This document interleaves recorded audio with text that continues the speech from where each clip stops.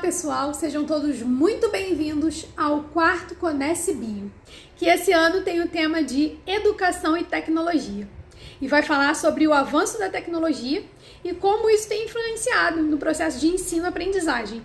Eu sou a professora Thaís Petizero e trouxe para você uma palestra que fala acerca da gamificação como ferramenta de engajamento de alunos e de aprendizagem. Eu possuo licenciatura em Química pelo Instituto Federal do Rio de Janeiro. Possuo também 2 pós-graduações, uma em Metodologia do Ensino de Química e uma outra em Educação à Distância. Também tenho mestrado na área de Química e atualmente finalizo meu doutorado na área de Química também. Além disso, comecei no meio do ano uma nova pós-graduação e essa já é na área de gamificação. Então eu espero que vocês aproveitem demais aqui o nosso bate-papo. Nesse momento, eu vou então passar alguns slides para guiar melhor a minha apresentação a vocês. Bem, eu escolhi falar de gamificação porque é algo que eu trabalho já há alguns anos. E desde quando eu faço faculdade, eu sempre trabalhei muito com a área de jogos e sempre vi bons resultados dos meus alunos com essa experiência. A gente sabe que jogo é sinônimo de brincadeira de criança, né? Porque as crianças, elas desde os primórdios, participavam de brincadeiras com o simples objetivo de se divertirem, né? Então, os jogos como de demolir e construir, por exemplo, de rolar aros, pular obstáculos, são exemplos de brincadeiras bem antigas. Brincar de pular corda, por exemplo. Eu fiz muito isso na minha infância. A criançada se reunia para se divertir. Era uma brincadeira que não era competitiva. E se nós pararmos para pensar um pouquinho, diversas habilidades eram construídas ao longo da prática dessa simples brincadeira. Com habilidades de saltar com um pé, com 2 pés, de agachar, girar, de ter um equilíbrio, manter uma velocidade, né, um ritmo. Então, são habilidades que você se desenvolve sem perceber. O seu intuito ali era só se divertir e você acaba desenvolvendo habilidades. Então, é isso que os jogos trazem para a nossa vida. O jogo de peças geométricas, por exemplo, né? Muitas crianças de 2, 3 aninhos já começam a brincar com o encaixe das peças geométricas. Isso estimula a percepção visual e a percepção motora de crianças, né? Quer dizer que a criança, ela nem sabe, na real, o que são aquelas formas, né? O nome daquelas formas. Mas elas sabem desde o início que um objeto circular, ele tem que entrar dentro do formato que é circular, né? Do encaixe circular. O quadrado entra no lugar do encaixe quadrado e ela vai fazendo isso sem perceber o ensino por trás disso. Só que o brincar, né, a brincadeira em si, ela tem alguma diferença do jogo, que tem alguma diferença do game, tem alguma diferença da gamificação, que é o que de fato eu quero trabalhar aqui com vocês hoje nessa palestra. Então a brincadeira, ela é tida como um ato de brincar, né, de se entreter, de se distrair. É uma atividade que é espontânea, ou seja, não é aquilo obrigatório, né? A criança, ela procura brincar espontaneamente, ela só quer se divertir. E isso é fundamental para o ser humano, né? Então não tem ali muita regra, ela não tem regra e objetivos para seguir, ela quer apenas se divertir. Já o jogo, ele é uma atividade cuja natureza ou finalidade é a diversão e o entretenimento. Então o jogo, ele tem essa definição. Só que ele possui objetivo, ele possui regra, ele possui tempo determinado, né, de execução das atividades, que deve ser respeitado. E a participação é voluntária também, né, num jogo. Então, a brincadeira para o jogo, então a gente já viu essa diferença. Um game já é um termo relacionado a jogos digitais e não possui, assim, uma interferência direta com o mundo real. Já a gamificação, ela é a aplicação de estratégias de jogos, né, assim como eu citei as estratégias como objetivos, regras, tempo determinado, a gamificação, ela usa esses elementos do jogo com o objetivo de aumentar o engajamento dos participantes, só que ela já vai ter um enfoque maior no mundo real. Então, essa é a grande diferença do jogo para a gamificação, né? Enquanto um jogo, ele tem só o objetivo de entreter e se divertir, a gamificação, ela vai usar, é como se ela fosse inserir um jogo, mas num contexto real, né? Então, vai inserir, como se fosse inserir um jogo numa atividade escolar, numa atividade empresarial, né? A gente vai inserindo, na verdade, não é o jogo, insere elementos de jogos e aí a gente monta a chamada gamificação. E aí a gamificação, ela pode ser definida como uso das mecânicas baseadas em jogos. desde a sua estética e da lógica, né, para engajar pessoas, motivar ações, promover a aprendizagem e para resolver problemas. Vou dar um exemplo bem simples, né, como empresas aéreas, por exemplo, né, elas têm um sistema de gamificação, às vezes a gente nem percebe, mas a partir do momento que você vai comprando passagens aéreas, aquilo ali vai te gerando milhas, e você depois vai pegar essas milhas e vai trocar por outras coisas, né, vai ganhar desconto em outras passagens, e isso, ela engaja você a comprar sempre na empresa aérea dela, então ela acaba atraindo o cliente. Cartão de crédito é a mesma coisa, né? Às vezes a gente vai lá e faz muitas compras no cartão de crédito e ele te estimula a isso, porque ele te dá um sistema de pontuação, né, um feedback ali instantâneo. Então, quanto mais você gasta, mais você aumenta a sua pontuação e depois você troca esses pontos pode trocar por viagem, pode trocar por produto, né? Depende da sua pontuação.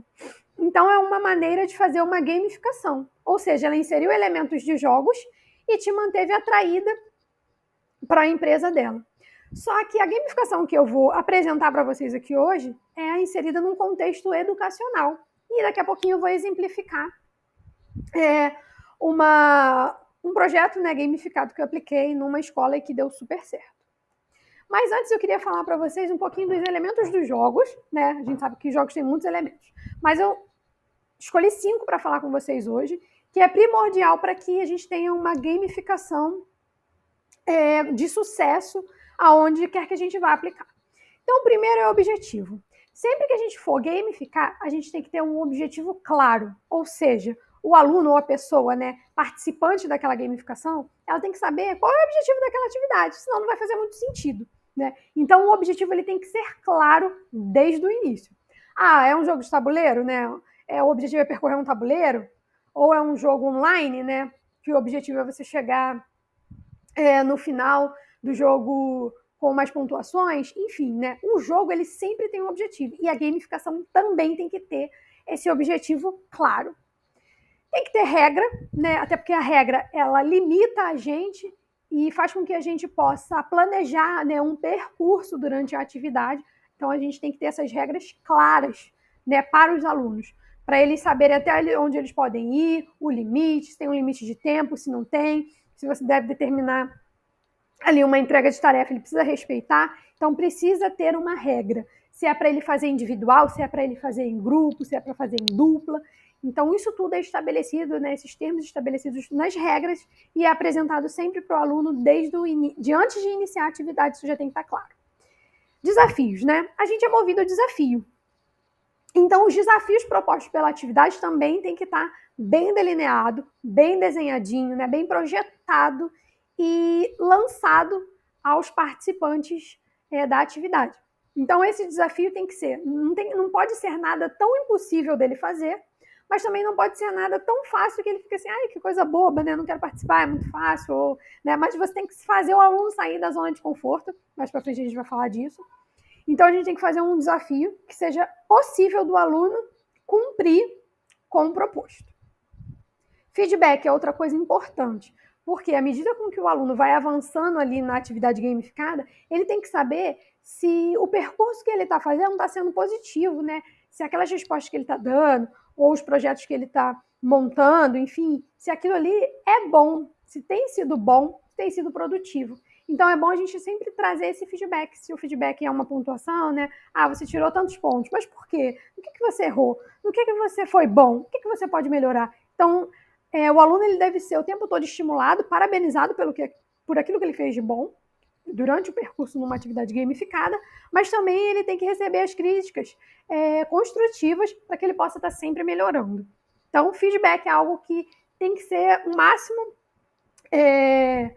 claro e instantâneo possível, né? Quanto mais rápido você der um feedback, mais o aluno ali está visualizando o percurso, né? Se ele está indo bem ou não, né? Visualizando a sua trajetória dentro do projeto gamificado. E, por fim, a participação voluntária. A participação voluntária é bom porque a gente acaba alcançando um público de alunos que eles querem alguma coisa, né? Então, é diferente de quando você obriga a fazer. Quando você obriga, o aluno ele já não vai de muito bom grado, ele já torce o nariz, ele não espera nem você falar ali quais são os objetivos e as regras, ele já não está gostando porque aquilo está sendo imposto. Então, é muito bom quando a gente consegue essa participação voluntária do aluno. E aí já torna até mais leve a maneira com que ele vai entrar nessa atividade gamificada. Então, é outra coisa que é importante a gente ter uma participação voluntária. Como é que a gente faz para conseguir isso voluntariamente, né? Às vezes a gente pode gerar ali alguns ganhos para o aluno. Você vai ganhar um ponto extra na disciplina, ou você vai ganhar um bombom, uma premiação, oferece alguma coisa, né? Dê uma motivação, né? Essa motivação pode ser intrínseca, se ele já gosta da área com que você vai oferecer a gamificação, ou extrínseca mesmo, oferece alguma coisa para ele tentar ali participar. Depois que ele começa, ele vai tomando gosto pela coisa, né? Mas às vezes, se você também deixar muito na liberdade deles, eles vão acabar, assim, de repente não escolhendo se eles não são muito na área de jogos, né? Mas é interessante a gente sempre ter uma motivação para esse aluno, seja intrínseca ou extrínseca. E aí o objetivo é sempre tirar o aluno da zona de conforto. E é um grande desafio para um criador de game ter essa variedade infinita de variações, evitando ao máximo que o jogador crie rapidamente um padrão de vitória. O jogo da velha, por exemplo, né? Ele acaba que, se o aluno ele joga muitas vezes, ele acaba tendo um padrão de resposta, ele grava aquilo.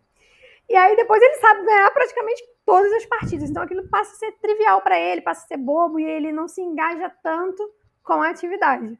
Né? Agora, se você tem que passar por algo que você sai totalmente da sua zona de conforto e aquilo te motiva cada vez mais a tentar participar. Eu botei essa primeira figura aí, que é do jogo do Mario, né? Onde o Mario ele passa por no finalzinho, né, de uma das fases, ele tem que vencer o chefão ali. E aí ele faz isso pulando em cima desse boneco, né, que está contra ele no jogo, até que ele consiga derrubar o malvado lá no Lago de Fogo. Só que até ele fazer isso, ele demora. E às vezes ele perde muitas vezes e tem que começar a reiniciar a fase de novo, até chegar de novo nesse poderoso chefão aí para poder vencê-lo. Mas depois que ele aprende o padrão de vitória, aí aquilo já passa a ser trivial. Então ele já passa por aquilo muito rápido. Então as próximas fases, elas têm sempre que tirar o aluno da zona de conforto, né? Mas também não pode ser algo que seja impossível dele resolver. E aí a gente entra na teoria do fluxo, mais conhecido como flow. Ela é desenvolvida pelo psicólogo Mihaly Csikszentmihalyi, que observou que as pessoas entravam num alto nível de imersão quando estavam dedicadas a uma tarefa. Então acompanha comigo num gráfico onde a gente tem, de um lado, né, no eixo, o desafio e no outro eixo, a habilidade. E aí no meio a gente tem o fluxo, o flow, né, aquele que segue perfeitinho ali no meio, essa reta que está numa seta escrito flow. De um lado, se eu aumento muito o meu desafio, né, vamos aí para o eixo Y do gráfico, né, que é o desafio. Se você aumenta muito o desafio, você acaba gerando uma ansiedade no aluno. E aí ele não consegue resolver, ele fica ansioso e se embanana todo com aquilo. Então não é algo legal, né? Passa a ser muito difícil se você aumenta muito o desafio e o aluno não tem habilidade para conseguir desvendar aquele desafio. E, ao mesmo tempo, que se o aluno tem muita habilidade, né? Vamos para o eixo X agora. Se ele tem muita habilidade, mas aquilo que você está lançando é muito trivial, muito fácil para ele, né? O desafio está muito baixo para o nível de habilidade que ele tem, ele acaba gerando um tédio, né? E aí ele fica desanimado, aquilo ali já é fácil para ele, ele já sabe fazer. Então a gente não pode nunca ter uma atividade em que o desafio não ande junto com a habilidade. Essas coisas têm que andar junto. Ou seja, eu tenho que lançar um desafio que o meu aluno tenha habilidade suficiente para conseguir passar por aquele obstáculo, né? Seja ele qual for. Então, se eu tenho um desafio muito alto com pouca habilidade, gera ansiedade. O aluno desiste. Ou se eu tenho muita habilidade e o desafio é pouco, gera um tédio e o aluno desiste. Mas se eu consigo colocar o meu desafio no nível das habilidades do aluno, então eu entro num canal de fluxo, que é a teoria do flow, né? Eu deixo um aluno ali num momento que está confortável para ele. Ele tem tanto grandes desafios, mas ele tem boas habilidades para passar por aqueles obstáculos. E aí ele também vai crescendo com aquilo, né? As habilidades dele também vão crescendo. E à medida que a habilidade dele vai aumentando, você também vai aumentando o quê? O desafio. Essa é a teoria do fluxo. E como gamificar, então, na educação? Né? Eu coloquei aqui 4 passos para gente que deseja, né, criar uma atividade gamificada. Primeira coisa, gamifique as notas. Crie um sistema de pontuação em fases, tornando o progresso visível e oferecendo feedbacks imediatos para que os alunos se sintam motivados e possam, dali, ganhar pontuações e aumentando o nível de progresso deles dentro do sistema gamificado que você criar. Então, por exemplo, você pode desenvolver uma atividade gamificada que vai estar valendo pontuação na sua disciplina, né? E aí você está gamificando aquela nota. Então, para ele conseguir ponto, ele tem que ali passar por aquela gamificação. E aí pode ser um ponto extra para não tornar a atividade obrigatória, por exemplo. Né? E aí você acaba engajando seus alunos. Aprender com os erros. Isso também é importante, né? Como em qualquer jogo, quando você falha em uma missão, a reação mais comum é pensar no que ocorreu para não cometer o mesmo erro, né? Então você tem sempre que fazer aquela análise. Poxa, eu errei aqui, o que eu posso fazer para mudar, né? Para não voltar a perder uma determinada pontuação ou cometer um erro, né? Para melhorar o meu percurso. E aí você tem que... Acaba que você acolhe os erros dos alunos e permite outras chances a eles. Então, por exemplo, eles não conseguiram ter uma trajetória muito positiva ou do jeito que você imaginava, eles tiveram muitos erros. Mas, poxa, vamos sentar e conversar, né, sobre esses erros. O que levou os alunos a cometerem esses erros? Como eles podem melhorar? Então, é importante para isso você estar unindo o feedback, né? Então, o aluno te entregou uma resposta a um desafio, dá um feedback para ele. Porque senão, não deixa, ele vai acabar desmotivando. Imagina se um aluno, ele entra no início do ano lá, ele faz prova, ele faz teste, aí passa o primeiro bimestre, segundo bimestre, terceiro bimestre, chega lá no quarto, ele não sabe nem a nota que ele tirou no primeiro, então ele não sabe se ele está indo bem na disciplina, se ele precisa aumentar o seu engajamento nela, não, se ele está estudando de uma maneira adequada. Ele não sabe nada disso, porque ele não tem um feedback. Então, por isso é importante manter um feedback o tempo todo. Na escola, a gente faz isso bimestralmente, né? Quando a gente divulga as notas para os alunos. Então, é importante, porque os erros, eles também forjam o aluno, né? Ele aprende muito com os erros. Terceira dica aí, ó, crie torneios e Olimpíadas na sua escola, Olimpíadas e feiras, né? E isso é bem legal também, porque estimula ali a competição, que não faz mal a ninguém, né? Você não pode ser competitivo de modo a querer o mal do seu colega, a não querer vê-lo se desenvolver porque você só pensa em você. Não, não é esse tipo de competição, tá? É uma competição saudável, onde todos vão avançando em conhecimento. Então, é sempre bom você criar esse tipo de torneio dentro da escola, e feiras de ciências, feiras pedagógicas, feiras literárias, né? E aí você vai sempre deixando o aluno como protagonista, e ele vai sempre sendo ali... você vai mediando o seu aluno, né, no processo de aprendizagem, e isso é muito importante. Então, é bom você sempre incentivá-lo, fazer também atividades colaborativas, né, de repente não tanto individuais, mas que eles possam competir ou concorrer em grupo, né, então acaba estimulando a competição e estimulando a colaboração entre eles. Torneios e Olimpíadas, então, é legal você manter numa escola. Outra coisa são as narrativas históricas, né, e simulações, que é legal também de você ter. Deixa eu tirar o rosto daqui. Usar narrativas, histórias, simulações, imersões e contos de fantasia sempre que possível. Né? Para quê? Para isso gerar aguçar a curiosidade dos alunos, né? Quando você cria uma história e você coloca o aluno ali como protagonista naquela história que você criou, né? Ele vai se vendo ali, ele pode criar um personagem de repente, fazer o desenho do seu personagem, né? Fazer um bonequinho, enfim, você pode estimular ele até na criatividade dele dentro do percurso gamificado que você propor dele de fazer, e aí pode sim usar recursos tecnológicos para isso, e fica bem legal.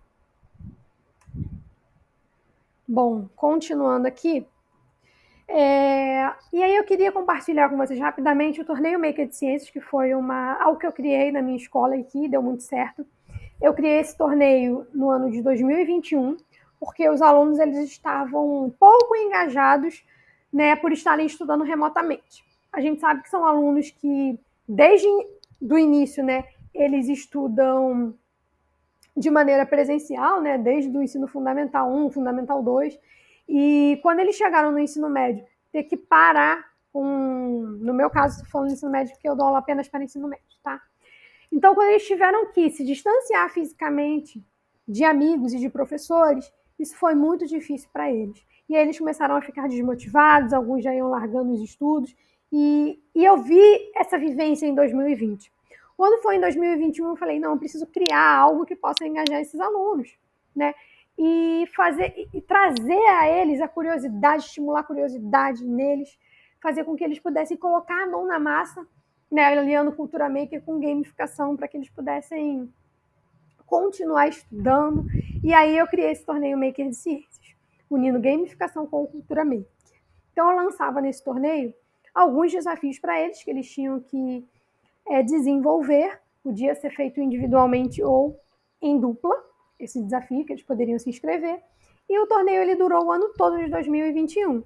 Então, ele era lançado sempre um desafio a cada bimestre, junto com uma mini tarefa bônus, que eu também lançava, com um pontinho extra. E aí, no final do ano, eu fiz aquele ranking geral e premiei os alunos que ficaram em primeiro, segundo e terceiro lugar, né, ali com as maiores pontuações. Mas antes de chegar nesse ranking geral, ao final do ano, a cada bimestre que eu lançava um desafio, assim que eles entregavam um desafio, eu ia lá e já dava um feedback para eles e já falava a pontuação deles. Então, bimestralmente, eles tinham acesso a esse ranking, né? E eles viam seus nomes, tá mais embaixo num bimestre, no outro bimestre já sobe. E aí eles iam acompanhando esse progresso, o que podiam melhorar. E eles iam melhorando, eles iam de fato buscando, porque eles tinham um feedback bimestralmente. E isso motivava eles a continuar e até a melhorar durante o seu percurso. Esses desafios eram sempre com a resolução de problemas cotidianos. E a participação, como eu falei, é voluntária, né? Foi voluntária. E aí, como é que eu fiz isso? Na minha disciplina, todo bimestre eu passo um trabalho valendo 3 pontos. Tá? Eu sou da disciplina de Química. E aí, é de prática eu passo esse trabalho valendo 3 pontinhos. O que eu fiz com esses alunos? Aqueles que queriam, né, participar do torneio Maker de Ciências, optavam por participar do torneio, eles ficariam liberados desse trabalho de pesquisa que eu sempre passo na minha disciplina. Então, eles já teriam os 3 pontos automaticamente participando do torneio. Então, dessa maneira, eu consegui, né, com que eles participassem. Mas também quem não quisesse participar não sairia prejudicado em nada, era só fazer normalmente o trabalho da disciplina. O torneio, então, ele durou o ano de 2021 todo, né? Foram lançados 4 desafios, então, no total. Para eles responderem aos desafios, eles deveriam gravar um vídeo de 1 a 3 minutos com a resolução do problema. Os alunos eles eram orientados durante a resolução, então eu acompanhava todo o percurso deles, né? Eu lançava o desafio, depois a gente criou um grupo no WhatsApp, e aí eu ia acompanhando o progresso deles na resolução de cada um dos desafios. A gente se falava meio que diariamente. E aí eu ia ajudando também a eles davam as ideias e eu tentava estimular a criatividade deles, o raciocínio para que eles pudessem melhorar antes de entregar o desafio final, né? Antes de entregar a resposta final do desafio. E era bem legal, a gente crescia junto, não era só eles que cresciam não, porque a gente que é da área de educação sabe que esse crescimento é mútuo, né? A gente compartilha o tempo todo informações, então eu cresci também muito como profissional. E é isso, vamos lá. O primeiro desafio que eu lancei foi o desafio dos autômatos, né? Eles não conheciam essa palavra, mas eles deveriam criar... Deixa eu tirar só a minha imagem daqui. Pronto. Eles deveriam criar objetos ou brinquedos que tivessem um mecanismo de movimentos, né? Reutilizando para isso materiais descartados. Então podia ser plástico, papelão, papel, pote de sorvete, pote de frasco, de qualquer coisa que já iria ser descartado e eles tinham que fazer um brinquedo. Vocês podem conferir umas fotos ao lado. Tem foto de carrossel que os alunos fizeram e eles iam girando um motor assim, o carrossel ia girando, ficou lindo demais. Essa menina abaixo do lado direito fez um porquinho voador, então ela também tinha ali um mecanismo onde ela girava e o porquinho batia as asas e ia voando. Do lado esquerdo abaixo tem uma bailarina que também tinha um mecanismo, ela ia girando conforme o aluno ele movia esse mecanismo. Então, eles tinham que ter essa criação e apresentar o seu vídeo, mostrando passo a passo de como eles criaram aquela invenção deles. E a tarefa bônus nesse primeiro desafio foi completar uma cruzadinha decifrando o nome de grandes cientistas. Então, aí, nesse momento, eles passaram a conhecer alguns cientistas, né, que muitos nem sabiam que existiam e as suas principais contribuições. Então, foi interessante demais esse primeiro desafio e eles ficaram bem animados já com os próximos que viriam. Desafio de número 2, ele teve o tema A Escola que Queremos, onde os alunos deveriam propor uma melhoria para algo que já existia na escola, né? Ou então eles deveriam propor a implementação de alguma coisa na escola que ainda não tinha, né? Então, teve rampa de acessibilidade, criação de grupos de estudo, melhoria na biblioteca. Então, assim, eles levantaram vários pontos, né, que a escola precisava melhorar e outros que precisava de implementar. Então, foi bem legal também. Tarefa bônus de número 2 foi a pareidolia científica. Pareidolia, o que é isso, né? Sabe quando a gente olha para uma nuvenzinha e vê um boneco, vê um ursinho, vê um animal? Essa é a pareidolia. É quando a gente faz essa associação de objetos e animais em outras coisas. E aí eles tinham que fazer isso, só que envolvendo a ciência. E, nossa, foi muito divertido esse desafio para eles, né?